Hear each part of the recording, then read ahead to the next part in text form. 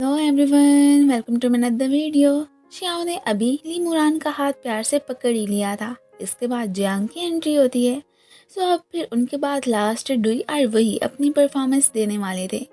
ये इस सब के सामने ही यहाँ पे अपनी फीलिंग्स उससे कन्फेस कर लेता है और साथ ही साथ डुई को अपनी गर्लफ्रेंड बनने को भी कहने लगा था।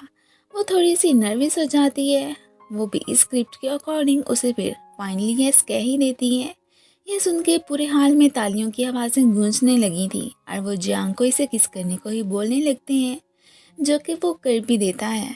डुई को अभी तक यही लग रहा था कि ये सब नाटक हो रहा है और कुछ नहीं।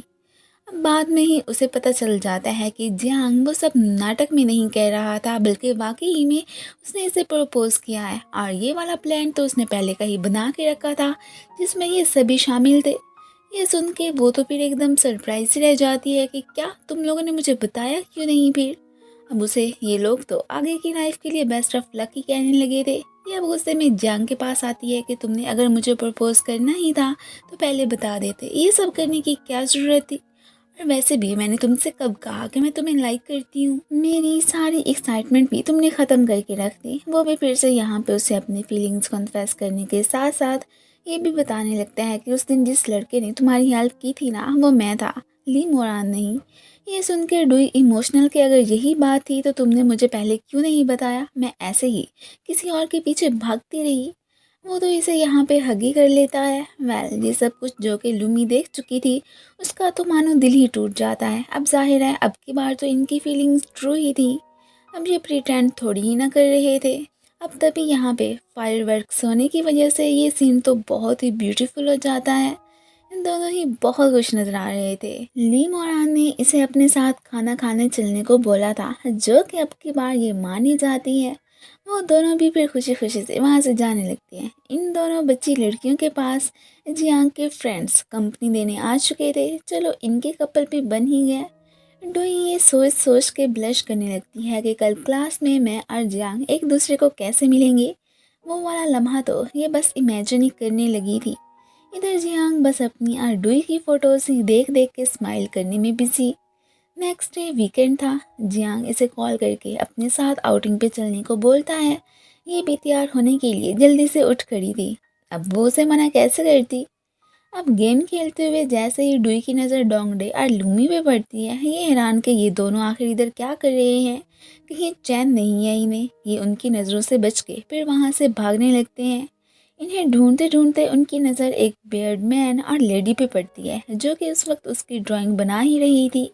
ये फिर उन्हें इग्नोर करते चलते बनते हैं और वो कोई और नहीं बल्कि जियांग और डुई ही थे। वाह, क्या कमाल का आइडिया सोचा। इधर फिर लूमी को गिफ्ट दिलाने खड़ा हो गया था। सो इस तरह उसका ध्यान अब जियांग से हट ही गया होता है। इतनी सारी शॉपिंग करने के बाद दोनों फिर घर आ ही गए थे।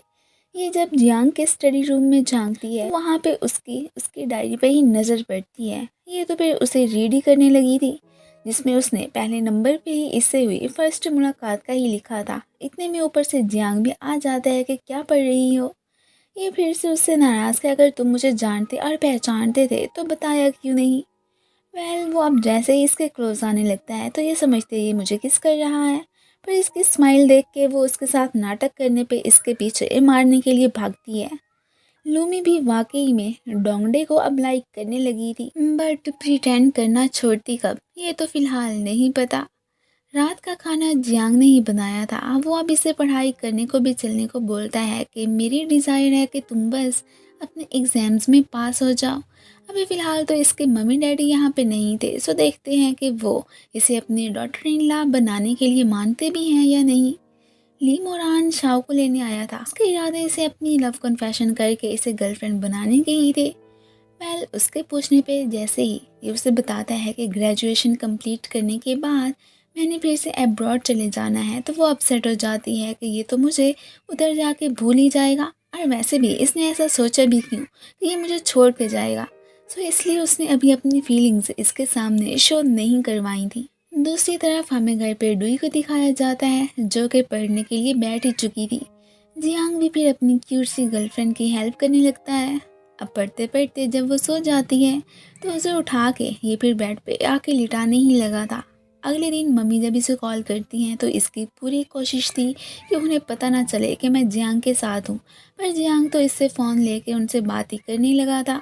अभी वो उसे कुछ कहती तो नहीं, पर परेशान हो गई थी कि इन दोनों ने अपना रिश्ता बढ़ाने में कुछ ज़्यादा ही जल्दी कर दी है। अगर कल को जियांग ने मेरी बेटी को छोड़ दिया तो फिर क्या बनेगा। इधर ये जैसे उसके क्लोज आने लगते हैं तो वो इसके मुंह पे हाथ रख देती है कि मुझे पता है कि तुम फिर से नाटक कर रहे हो। आज का लंच डुई के पेरेंट्स की तरफ से ही था। वो जब जियांग से अपने खदशे का इजहार करते हैं कि तुम हमारी बेटी को लेके सिंसियर तो हो ना, ये ना हो कल को तुम इसे छोड़ दो।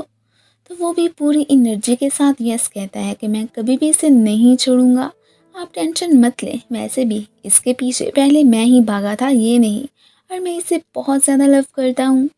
ये सुन के अब डुई के पेरेंट्स काफ़ी रिलीफ फील करते हैं। एक्चुअली में वो इसके मुंह से बस यही सारे वर्ड्स ही तो कहलवाना चाहते थे। अब उन्हें काफ़ी इत्मीनान हो चुका था, सो ये अब लोग खाना ही खाने लग जाते हैं। शाओ इससे अच्छे से बात नहीं कर रही थी, बल्कि चुप चुप भी होती है। तो वो परेशान कि इसे क्या हो गया है, मैंने तो ऐसा कुछ भी नहीं किया। अब जियांग से कह के वो डुई के थ्रू इतना ही पता चला पाया था कि वो उसके अब्रॉड जाने की बात सुन के ही उससे नाराज़ है और कुछ नहीं। सो इसे अपने फ्यूचर के प्लान्स में चेंजिंग वगैरह करनी चाहिए। अब वो परेशान हो जाता है कि मैं ऐसे कैसे कर सकता हूँ। फ़र्ज़ करो अगर मैं अब्रॉड चला भी गया तो मैं उसे नहीं भूलूंगा, और यही बात उसने अब फिर शाह को ही जाके बतानी थी। अगले सीन में फिर हमें इन दोनों को ही इकट्ठे में दिखाया जाता है।